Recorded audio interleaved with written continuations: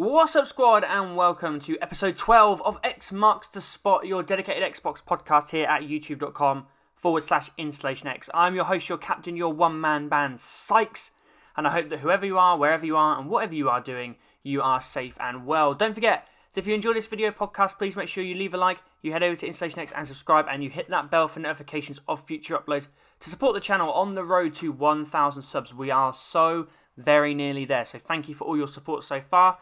And if you want to get involved in the show, then let me know your thoughts in the comment section. You can send me your questions via email to xmarksthespotpodcast@gmail.com or tweet me at _installation_x with the best questions to be added to the show. And a reminder that if you need some crewmates to aid you in your gaming experiences, then you can send me your gamer tag and descriptions of the games you play and the people you are looking for to xmarksthespotpodcast@gmail.com, and I'll read them out at the start of the show using our Calling All Crewmates section. Another week, squad. Another week of Xbox news, and we are now officially into, in my eyes, the biggest month in Xbox history. It is July 2020, the month we have all been waiting for as Xbox gamers. It's finally arrived. Hopefully most people now are starting to come out the other side of some of the COVID stuff that's going on right now. Things are starting to open up a bit more here in Britain. Be careful though, make sure you're socially distancing, doing all the right things that you're supposed to be doing. But it's starting to get to some point of a new normal, which is closer to the normal we had before. And then we're going to get some awesome, or hopefully some awesome Xbox news on top of that. And we will not wait. We will get straight into it. So the Xbox Treasure Chest of News has 3 items this week. Number 1, Summer Game Fest demo event coming week beginning July 21st to an Xbox One near you. This is via Xbox Wire and by Glenn Gregory, the Senior Product Marketing Manager of Idea Xbox at Team Xbox.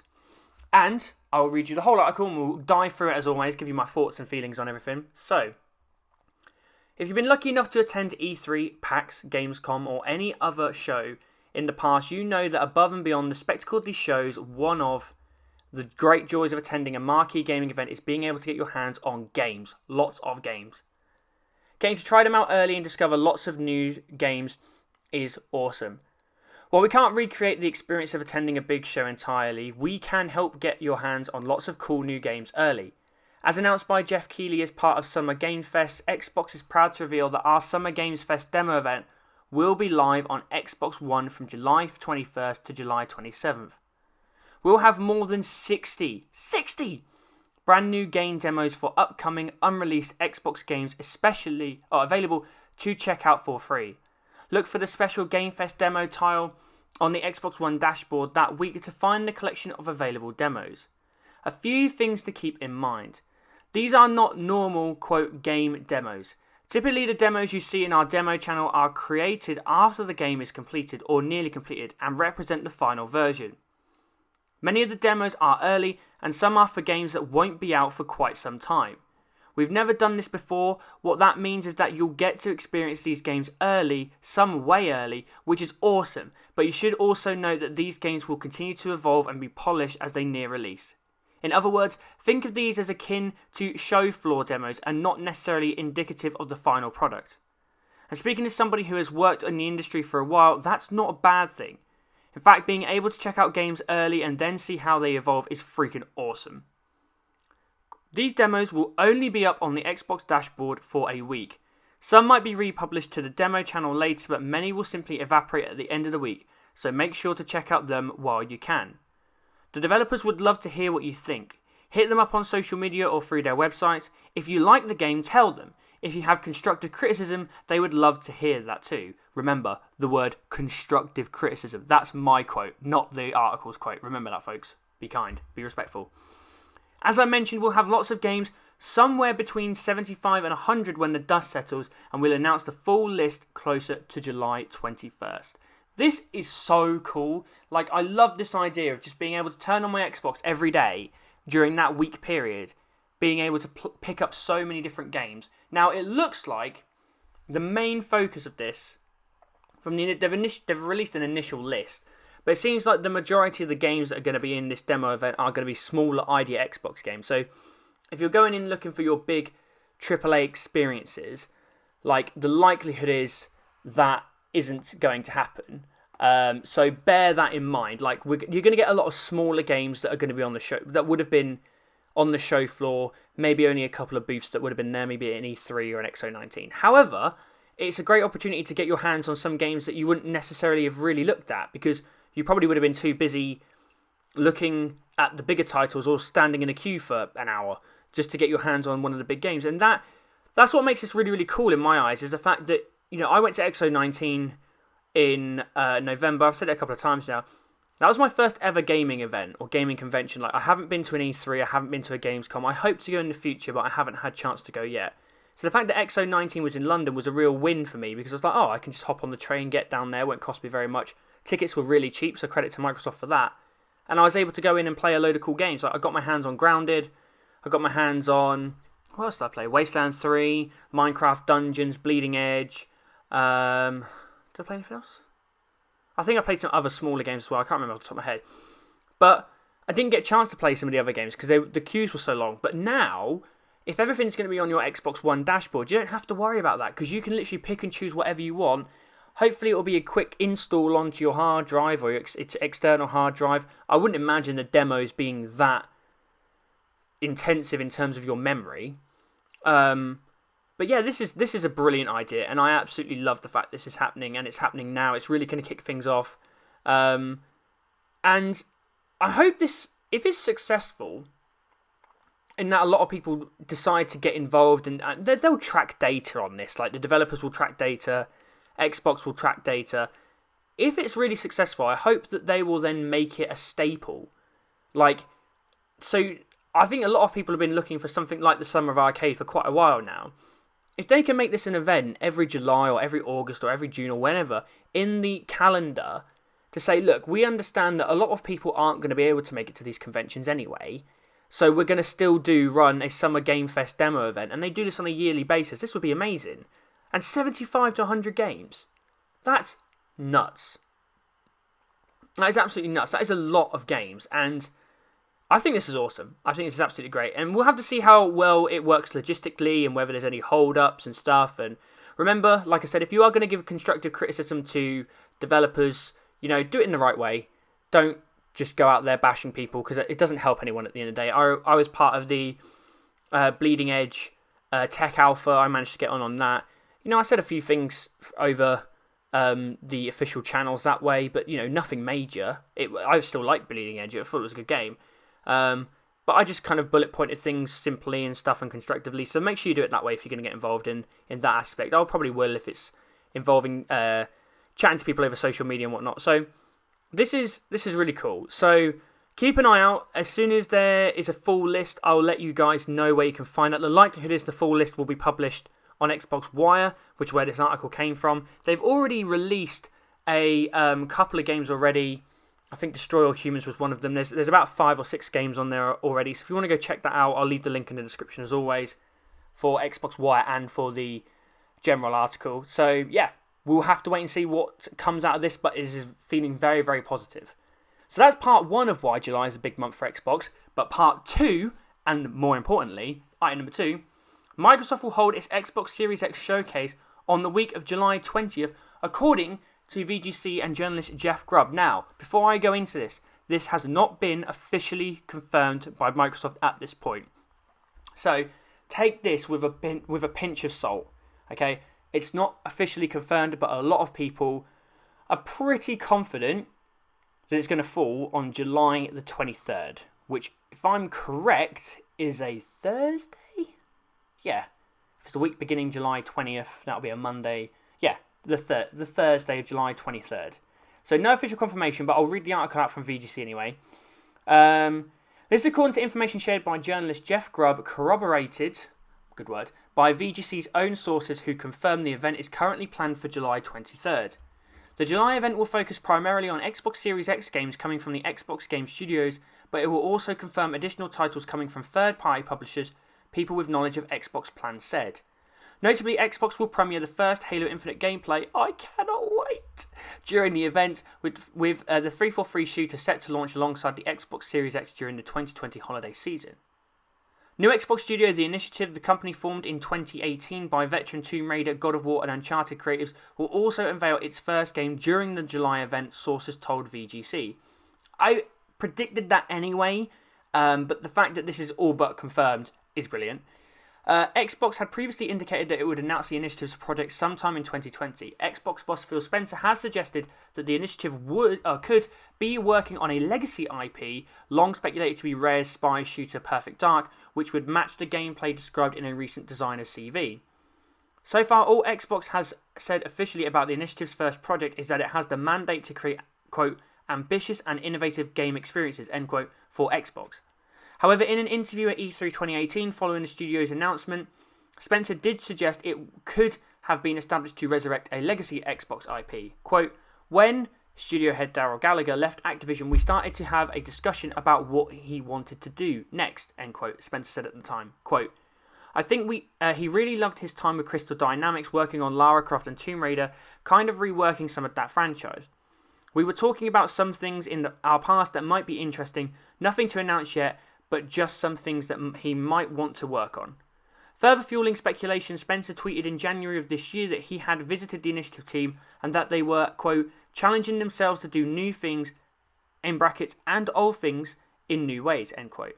Xbox has significantly expanded its first-party games production ahead of the next console generation, and at least one franchise, RPG series Fable, is understood to be the subject of revival at Microsoft's Playground Studios. Now, I'm not going to spend loads of time talking about the potential for a new Fable or the potential for a new Perfect Dark, because I'm going to save that for my preview / predictions episode, which I'm not sure if I'm going to do next week or the week of. I'll wait and see when Microsoft actually officially announced the event. But this is the big part of this month. It's so critically important that they get this right, because if they don't, that it could, all the good work that they've done over the last 9 months, it's probably since E3 to be fair, could literally be for nothing. That's the last thing I want them to do. Like, credit to Microsoft, like, they've had a few blips. May was a blip, but it was a blip. It wasn't a disaster, it was just a blip. It was just a misdirection and it didn't quite hit the mark. But they have done so much good for a number of years now, and since they announced the Series X back in the Game Awards in December, it's so important that they nail this. Not necessarily nail it for the wider gamer community, because at the end of the day, there are going to be trolls out there who just don't like Xbox because they just don't like Xbox, and they have their allegiances to other platforms, and that's, well, I don't agree with that mentality, but that's fine. People can do what they want. However, I think for Xbox gamers, this is like such a pinnacle moment for us, because we really need something to look forward to, not just for this year, but for next year, and even the year after. I want to know from this showcase, what do I have as an Xbox gamer, as a core Xbox gamer, to be excited about? Beyond just Halo Infinite, right? I'm absolutely stoked for Halo Infinite. I'm a massive Halo fan. Halo is my number one franchise, okay? It is the number one, it's my love, it's my gaming love, okay? Halo is everything to me in so many ways. So it's critically important they just nail Halo as well. And 343 come out and they show us what that game is going to be, how it's going to play, and we can get really, really excited for that release in November. But I also want to know what's coming after Halo. You know, why can I be excited about Forza or Hellblade 2 or potentially a Fable or a Perfect Dark or anything else coming from any of the other studios? It's really, really important that they kind of just go out all guns blazing and show us everything. And that's why I think with this event, it's finally putting the doubters to bed about this idea that Xbox has no games, which I've said is rubbish for like at least a year now, and it still is, but people still hold on to it. Now is the time to come out and silence all the doubters and just look, we invested a massive amount of money into Xbox Game Pass and into Xbox Game Studios for them to marry together.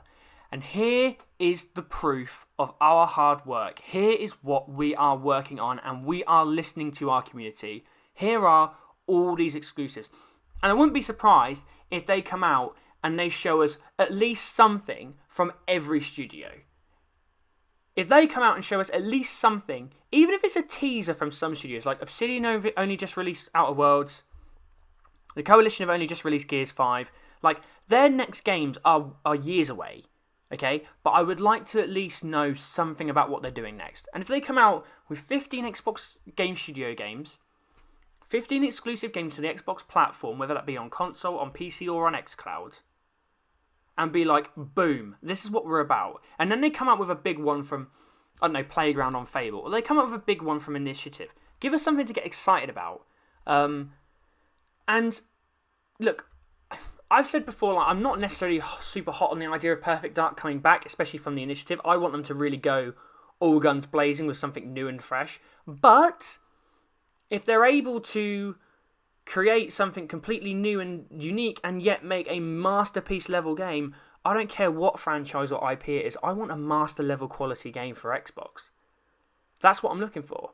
And they need to go big or go home, in my eyes. And this, coupled with the demo event, it's about showcasing, here's what you've got to be excited about on Xbox. Now, yes, I know a lot of games probably in the demo event will be multi-plat. That's fine. And there'll be AAA third-party games in the Xbox showcase for this month that will also be multi-plat.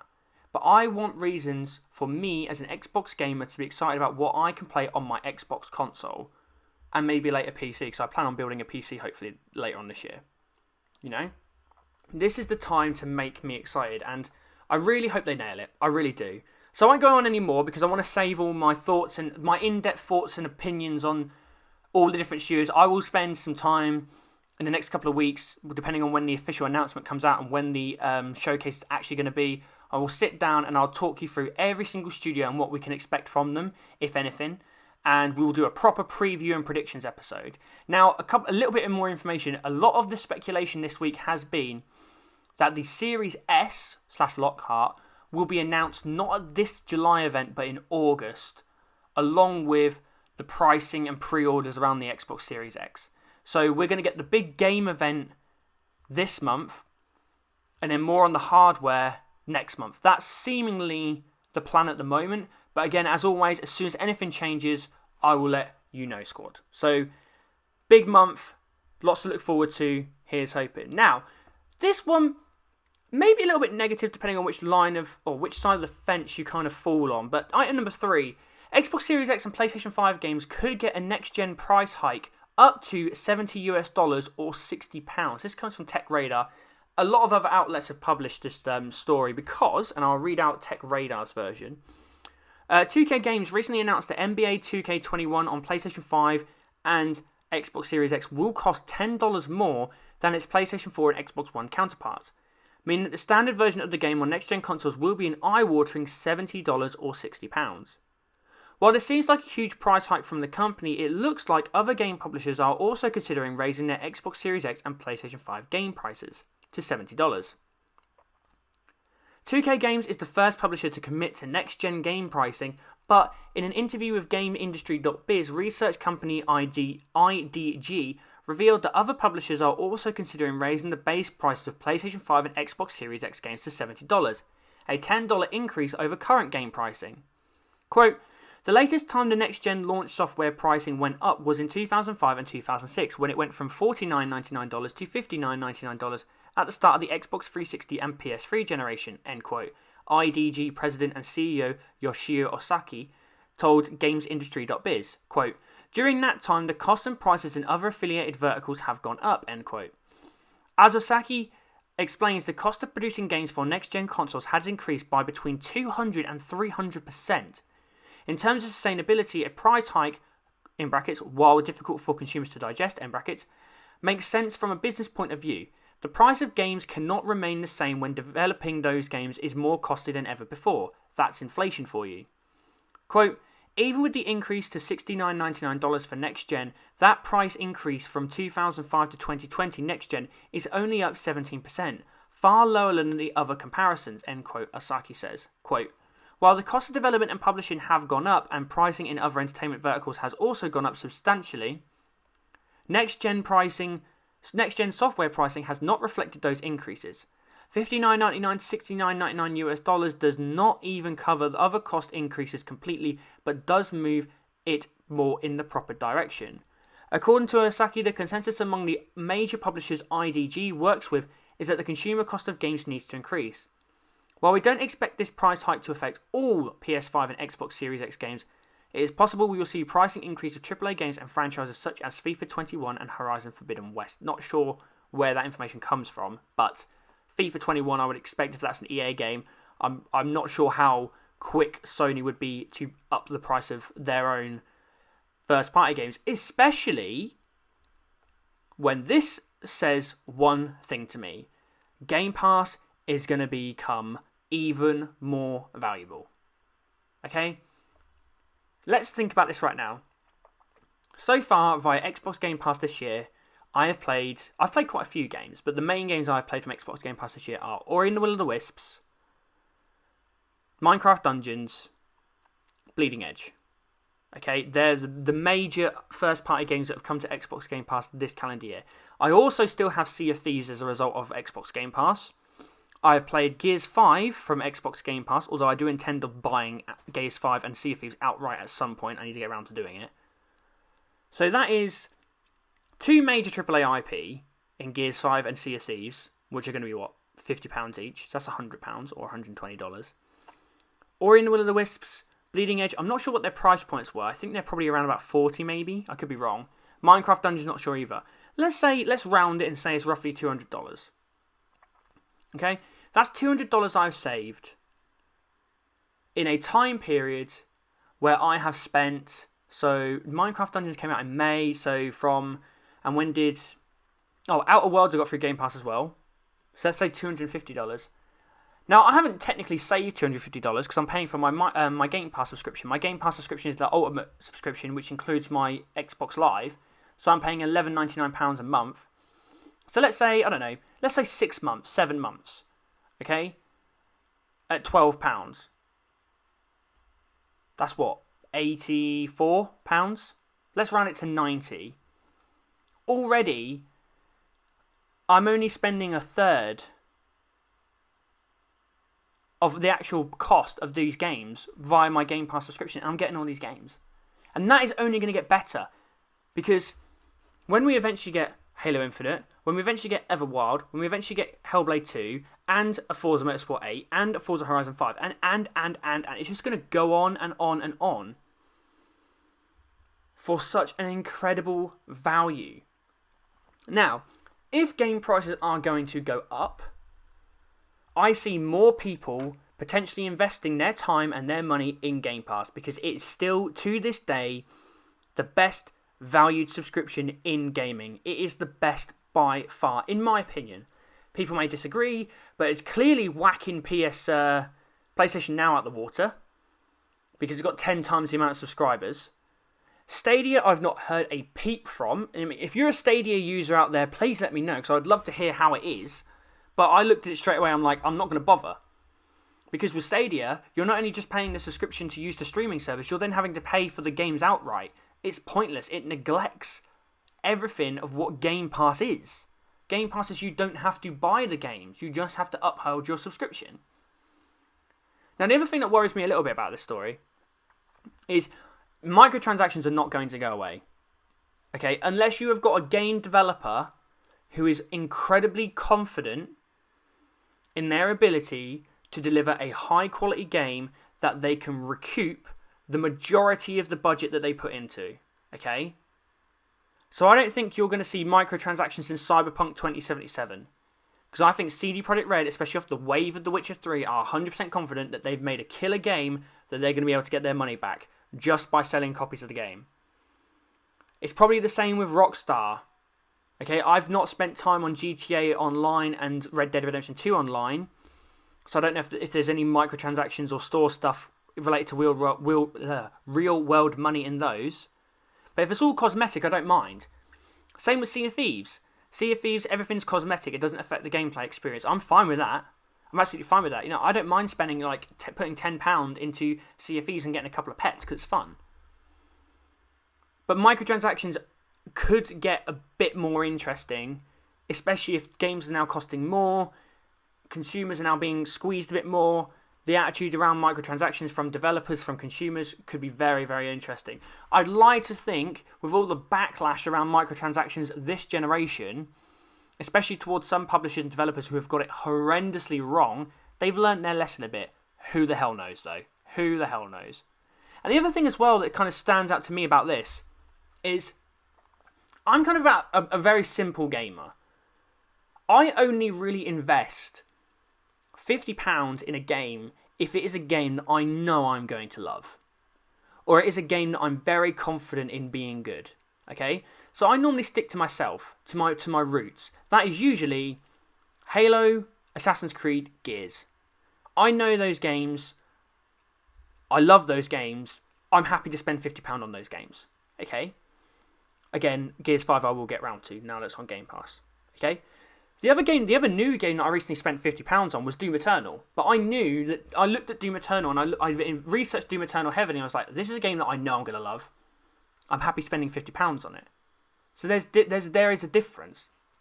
There is 100% a difference. So I feel now that if game prices are going to go up, then does that mean that consumers are going to be less risky with their investments? Are they only going to spend money on the games that they know they're going to love and they know they're going to enjoy?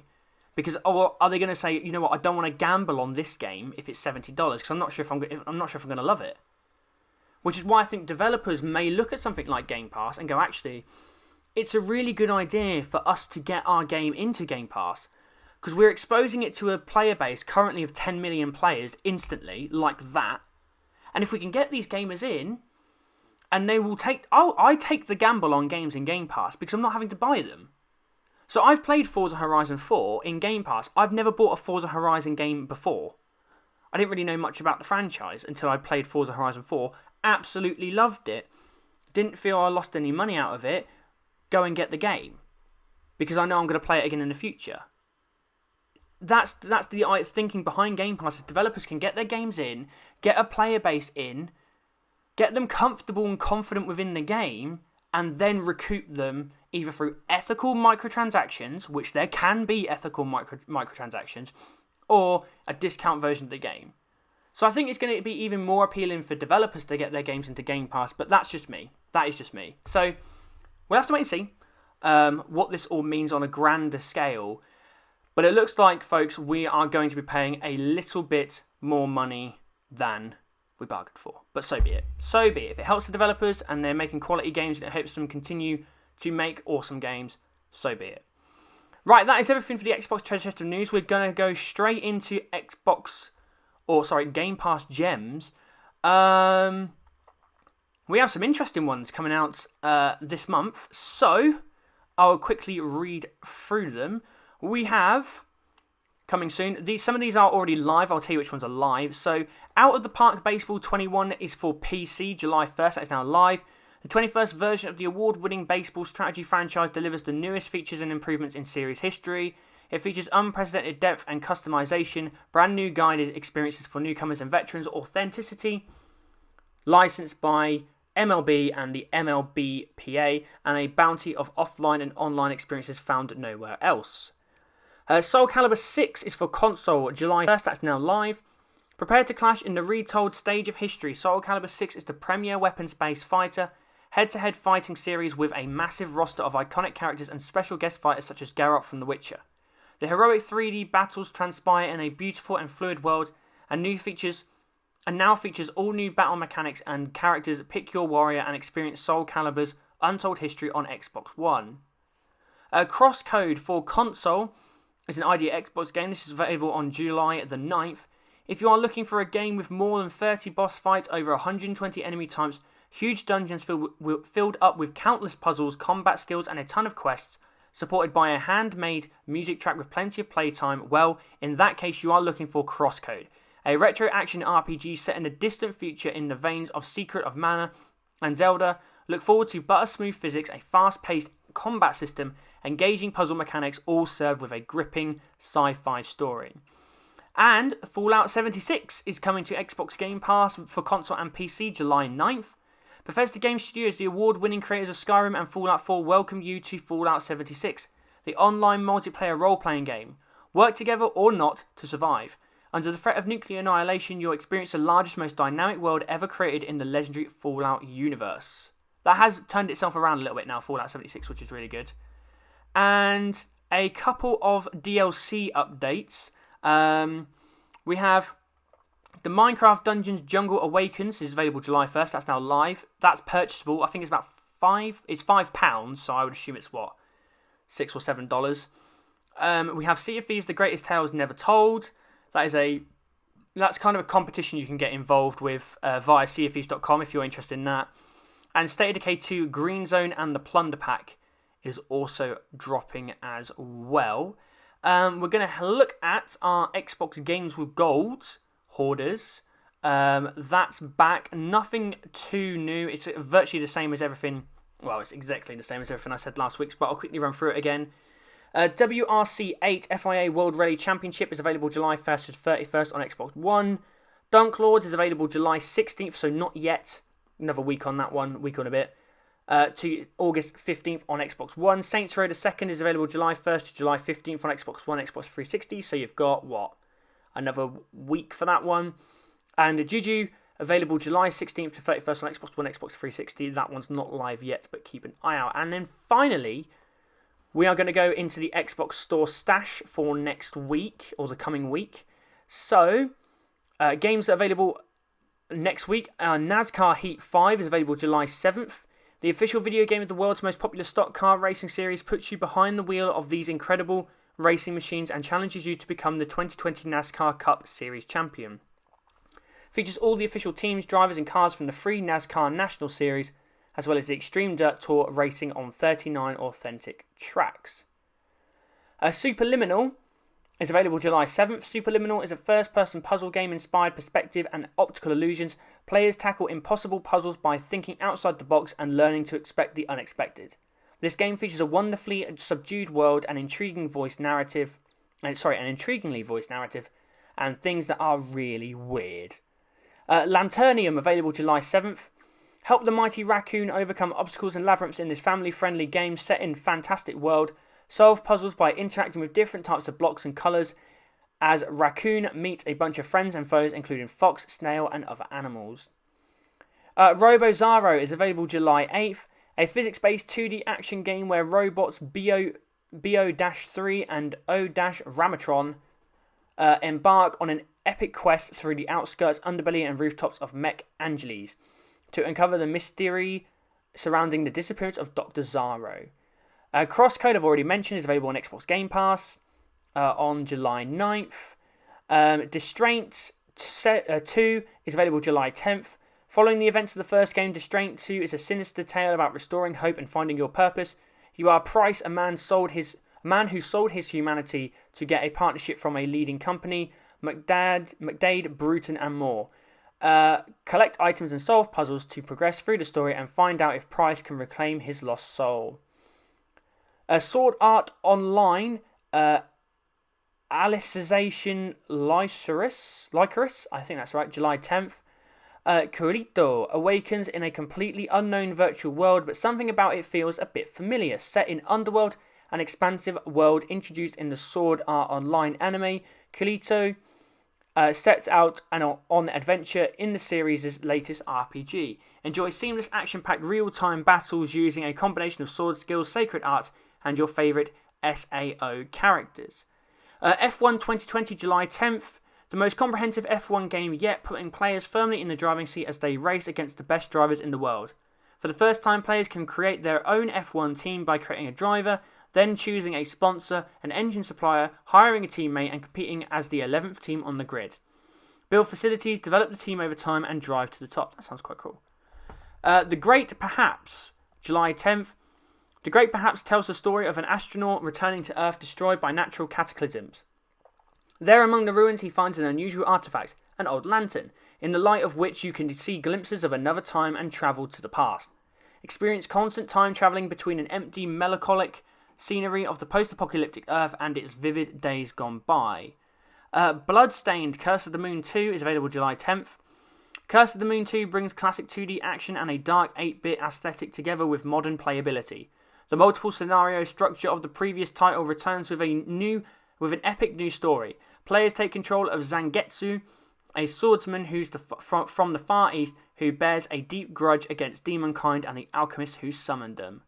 And finally, Sisters Royale, 5 sisters under fire. Xbox Play Anyway, July 10th. 5 uniquely talented sisters are squabbling over which of them will marry the angel in this new vertical scrolling shooter game. Featuring the tension bonus system, TBS, means your score and number of coins multiplies based on your distance from enemies and their attacks. And the power shot system changes normal attacks into strong attacks, further ramping up the tension. Whew. Well, there you go, guys. That is everything for this week's episode of X Marks the Spot. I hope you enjoyed the video. If you did, then please make sure you leave a like, you head over to InstallationX and subscribe, and you hit that bell for notifications of future uploads. And support the channel on the road to 1,000 subs. We are very, very nearly there, so thank you so much. As always, let me know your thoughts on anything discussed in this video in the comment section. Don't forget to follow myself and the channel on social media with links in the description. And as always, I'm Sykes, and for all things Xbox, stay tuned to InstallationX. Bye, guys.